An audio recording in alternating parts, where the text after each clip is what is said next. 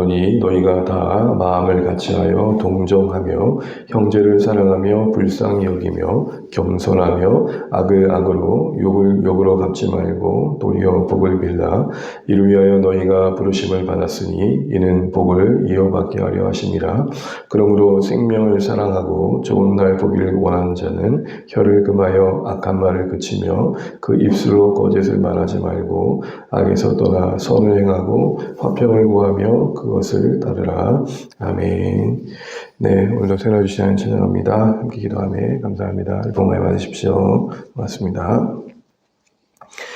우리 계속해서 5월 말씀의 주제를 따라 해야 되는 말, 해가 되는 말을 살피고 있습니다. 오늘은 그 세 번째 카테고리의 마지막 내용입니다. 우리가 알고 있는 것처럼 좋은 관계는 우리의 행복한 삶의 중요한 부분 중에 하나입니다. 이를 위해서 우리는 우리의 언어에 지혜를 더함과 슬기로움이 필요합니다. 그러나 사실은 이 관계가 쉽지 않은 게 쌍방이라는 것 때문에 그렇습니다. 나는 선대하려고 하지만 상대방의 반응이 그런 우리의 마음을 식어지게 할 때가 참 많습니다. 좋은 마음으로 시작했던 대화가 주고받는 그 어떤 언사의 그 한마디가, 그 어떤 표정이 그 마음의 시작을 계속 이어가지 못하도록 방해할 때가 많죠. 그래서 우리는 보통 그런 말을 합니다. 가는 말이 고와야 오는 말이 곱다. 상대적이라는 것이죠. 그런데 오늘 말씀을 보십시오. 고난받고 있는 성도들입니다. 그들에게 베드로 사도가 뭐라고 고명합니까? 9절 보시게 되면 악을 악으로 욕을 욕으로 갚지 말라. 응징과 보복을 지양하도록 말하고 있습니다. 여기까지는 그럴만합니다. 참아야 되니까 참겠다 싶습니다. 그래 더하여 한 발자국 더 나가라고 합니다. 이어져 뭐라고 말합니까? 도리어 복을 빌라.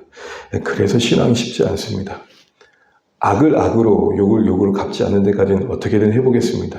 참아내보겠습니다. 그런데 하나님이 우리에게 원하시는 수준과 자리가 어디냐 봤더니 되려 복을 빌라라고 말씀하고 있습니다.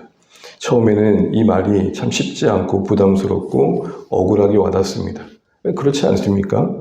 내가 먼저 시작한 것도 아니고 상대방이 먼저 시작한 잘못이 나의 마음과 삶에 큰 괴로움이 되고 있는데 그걸 딛고 일어나 축복하라니요. 보복이 아닌 축복, 쉽지 않습니다. 그런데 오늘 주님은 보복의 말을 끊고 도리어 축복의 말로 바꾸라고 합니다. 그런데 가만히 생각해 보면 이거 우리 주님께서 우리를 위해 주시는 겁니다. 우리 안에 성령이 계시다는 게 뭘로 확인됩니까? 우리 안에 주님이 계시다는 게 뭘로 확인되죠? 여러분, 보복, 대갚음, 응징, 꽤 짜릿합니다. 나에게 이런 말을 해서 나를 상하게 했던 사람에게 교묘하게 은밀하게 복수하는 말과 행동들을 보일 때 잠시는 쾌락이 있고 무언가 짜릿함이 있습니다. 그런데 잠시뿐입니다. 곧 우리 마음에 죄책감이 밀려옵니다. 마치 이렇게 말씀하신 듯 합니다. 꼭 그렇게까지 해야만 했니? 그러면서 예수님의 모습이 떠올립니다. 수많은 사람들의 증오와 그리고 함성 앞에 묵묵히 어린 양같이 도살장에 끌려가신 주님의 모습.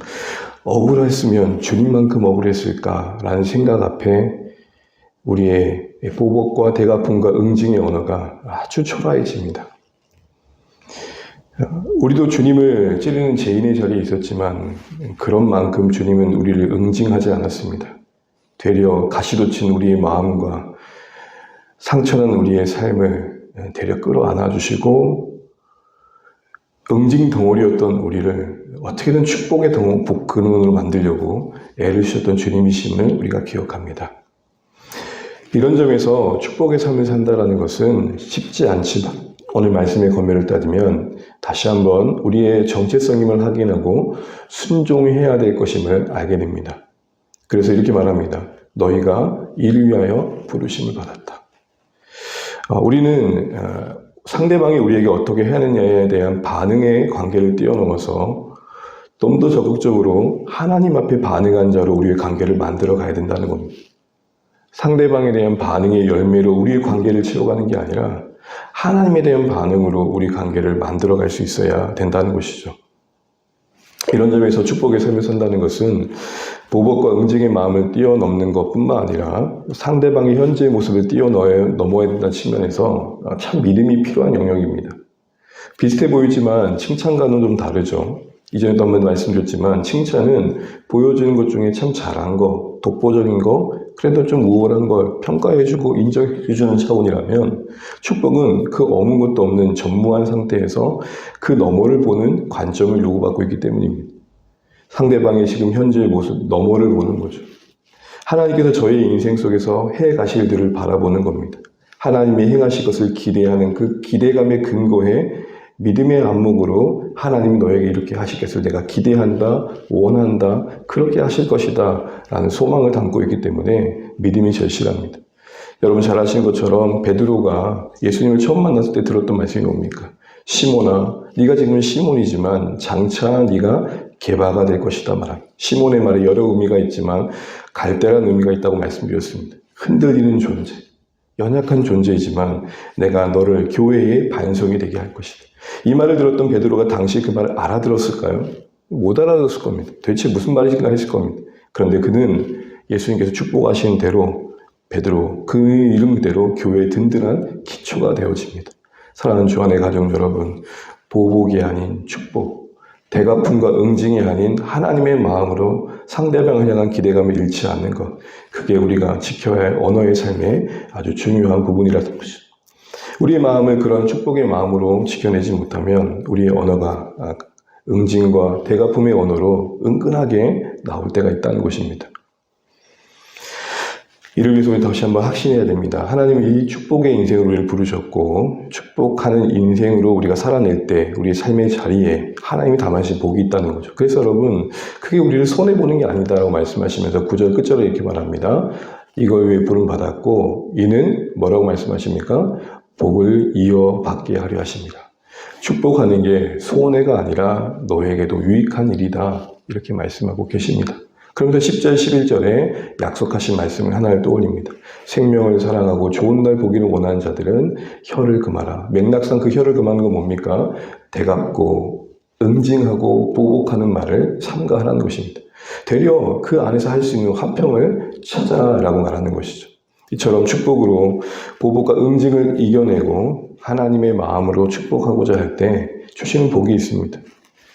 우리가 여러분 룻기 말씀을 보면서 그 사사시대의 어두운 시대에 그 작은 동네 베들레헴을 하나님께서 왜 주목하셨는가 라고 할 때 살폈던 이유 중에 하나는 뭐였습니까? 그곳에 사는 사람들은 비록 베들레헴이라는 작은 동네에 사는 사람들이었지만 서로를 진정으로 축복하는 사람들이었죠. 보아스가 종들을 축복했습니다. 오늘로 말하면 직장의 상사가 직원들을 축복하는 겁니다. 오늘 우리가 보는 직장의 경우는 너무 다르죠. 서로가 잘 되기를 바라줬습니다. 동네 사람들이 모압 여인 룻을 바라보면서 환영해 줍니다. 그가 보아스와 결혼한 것을 진심으로 축복해 줍니다. 모든 걸 잃은 나호미를 사랑으로 끌어안아 줍니다. 온 동네 곳곳에 축복의 기원이 가득했었습니다. 더 주목할 것은 이것이 사사시대에 이루어진 거라는 겁니다. 사사시대라는 큰 제약된 분위기 속에 베들레헴과는 달랐다는 거죠. 요즘 그런 말을 하죠. 다 그래, 다 그래. 그러나 여러분, 다 그럴 수밖에 없고 다 그런다고 하는 삶의 어떤 방향성을 거슬러서 하나님이 우리를 부르신 축복의 방향으로 오늘 갈 수 있음을 이 베들레헴 동네는 우리에게 보여주고 있는 것입니다. 그리고 더 한 가지, 그렇게 어두운 시대에도 축복을 이어갈 때 하나님 그곳에 예수 그리스도의 오심의 구원의 이야기의 씨앗을 담아내시고 거기서 메시아가 오게 하신 일들을 이루셨다는 것입니다. 사랑하는 주 안의 가족 여러분, 비록 작은 동네였고 그 어두운 시대에 서로 주고받는 그 축복이 거하는 그 동네는 비록 작은 동네였지만 하나님의 일하심의 현장이 되었습니다. 우리 주 안의 교회, 우리의 삶의 자리가 이렇게 하나님의 일하심, 구원과 회복의 이야기를 써가기 위해서 우리가 해야 될 일이 있다 말씀하십니다. 오늘 말씀대로 응징을 넘어 보복을 넘어 축복하라 하십니다. 쉽지 않습니다. 그래서 우리에게 필요한 게 뭡니까? 복에 근하신 하나님을 가까이 하는 것입니다. 모든 신앙의 기꺼움은 가까이 함에 있습니다. 기꺼이 상대방을 넘어 그의 현실의 모습을 넘어 어떤 성취의 결과를 넘어 믿음의 안목으로 누군가를 축복하기 위해서는 또 상대가 한 나를 향한 해코지를 넘어 그 사람을 하나님의 마음으로 대하기 위해서는 하나님을 가까이 해야 합니다. 그래야 기꺼이 할 수 있는 것입니다. 말씀을 맺겠습니다. 관계를 세워가는 지혜로운 말에 오늘 마지막은 보복을 넘어 축복입니다. 대가품과 응징을 하고 싶은 우리의 본성을 뛰어넘는 거 쉽지 않습니다. 그런데 요구하신 이 축복의 삶이 그러게 괴로움이지만 아니요, 곰곰이 생각해보면 크게 우리를 위해 주시는 겁니다. 크게 우리를 복되게 하시는 겁니다. 그리고 그걸 통해 일해 가시겠다 하십니다. 우리 주안의 공동체는 어떤가요? 우리의 목장은 어떤가요? 우리의 가족은 어떤가? 보여지는 것, 내게 와닿는 거에 즉흥적인 반응이 사실은 우리의 언어를 채워보고 있지 않은지, 상대방에 대한 반응으로 채워지는 언어가 아니라 나를 축복하신 하나님, 나를 사랑하신 하나님, 온 세상 가운데 하나님의 은혜가 머물길 바라시는 그 하나님의 마음이 우리의 반응이 되어져서 그 하나님께 반응하는 언어로, 표정으로, 행동으로 우리의 관계를 만들어 갈 때 우리의 관계가 좀 더 지혜로워지고 하나님께 보실 때에 아름답게 펼쳐져 갈 거라 생각되어집니다. 복을 빌어주는 공동체에 하나님이 복을 담아내십니다. 그리고 그 복이 상대방에게만 임하는 게 아니라 거기에 우리도 참여하게 된다고 하십니다. 이 신비로움을 우리 주안의 공동체 모든 식구들이 많이 경험해 가시면 좋겠습니다. 복이, 축복이 손해가 아니라 나에게도 임하는 은혜가 있구나. 이걸 경험하시면 좋겠습니다. 이를 위해 우리 달리할 게 없습니다.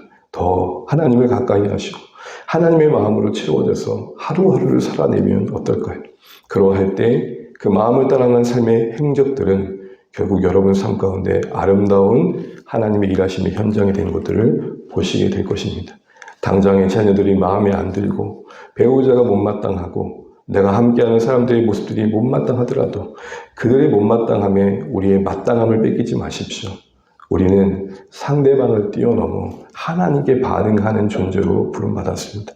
그 부르심 앞에 순종하는 게 우리와 모두를 위한 길이라는 이 지혜로움을 깨닫고 더 하나님의 축복의 손길을 쓰임받기를 다짐할 수 있는, 그래서 우리의 언어가 그렇게 축복의 언어로 바꿔져서 보복의 말이 아닌 축복의 말로 하나님의 일하심을 이루어갈 수 있는 우리의 삶이 되시기를 주님의 이름으로 축복합니다. 기도하겠습니다. 오늘 주신 말씀 기억하면 좋겠습니다. 관계를 우리가 지혜롭게 세워가기 위해 보복을 넘어 축복해야 된다고 말씀드렸습니다.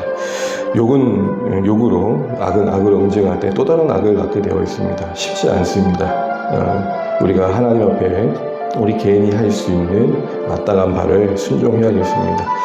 보복과 대가품의 응징의 언어가 잠시의 쾌감은 주겠지만 되돌아 돌아오는 죄책감과 우리 마음의 무거운 마음도 있음을 압니다. 하나님 앞에서 우리가 오히려 하나님이 우리에게 주신 은혜에 더 반응하고 축복에 반응해서 되려 믿음의 안목으로 도리어 축복하는 자리에 우리가 있도록 하나님 우리를 붙들어달라고 기도하시면 좋겠고, 그걸 통해 우리가 복을 받고 또 우리 함께하는 모든 일이 복을 받았으면 좋겠습니다. 어두운 시대 베들레헴에 하나님이 은혜를 담아내셨던 거 기억합니다. 구원과 그 회복의 이야기가 축복의 이야기 속에서 이루어졌습니다. 우리도 그러하면 좋겠습니다. 우리의 작은 시도들이 우리의 공동체의 분위기를 바꿔가고 또 화평을 이루어갈 수 있는 은혜로 이어지면 좋겠습니다. 여러분 교회를 위해서 또 여러분도 각자의 신앙을 위해 사랑하는 가족들 또 이웃들을 위해서 또 VIP를 위해서 기도해 주시기 바랍니다. 각자 또 기도 제목 가지시고 기도하시다가 주 안에서 동행하시는 복된 날 되시길 소망합니다. 기도하시겠습니다. 하나님 아버지, 오늘 우리가 이 부르심 앞에 아멘으로 반응할 수 있기를 소원하며 나를 힘겹게 하고 괴롭게 하는 자들을 축복하는 게 쉽지 않습니다. 응징과 보복과 대가품이 오히려 우리에게 편안합니다. 그럼에도 불구하고 그것을 뛰어넘어 축복하라 하시는 하나님의 말씀 앞에 다시 한번 우리 모습을 돌아보게 됩니다. 하나님, 우리를 불쌍히 여겨 주시옵소서. 우리의 언어가 하나님의 마음을 담게 하시고 우리의 생각이, 우리의 태도가 하나님 상대방에 반응하기 이전에 하나님 앞에 먼저 반응할 수 있도록 인도하여 주시기를 간절히 바라고 합니다. 주님, 정말로 이렇게 주님의 삶을 살아갈 수 있도록 역사하여 주시옵소서. 우리 많이 은혜 가운데 거하며 또 하나님 아버지 은혜를 증거할 수 있기를 간절히 바라고 합니다. 하나님 도와주시옵소서. 주의 주권을 선포하는 말들에게 도와주시고 하나님의 사랑을 나타내는 언어가 될 수 있도록 역사하여 주시옵소서. 주님, 우리의 마음이 주님 건강하게 도와주시고 주의 사랑할 수 있도록 함께하여 주시옵소서. 거룩한 날에 이 싸움을 넉넉히 감당할 수 있도록 하나님 도와주시기를 간절히 바랍니다. 하나님 부모님 어떤 우리가 원하자 또한 실패하는 모습을 보입니다. 끝없는 수고입니다. 하나님 이 언어의 생활에 승리할 수 있도록 도와주셔서 말을 지키고 마음을 지키고 하나님 뜻을 이룰 수 있는 우리가 될 수 있도록 인도하여 주시옵소서.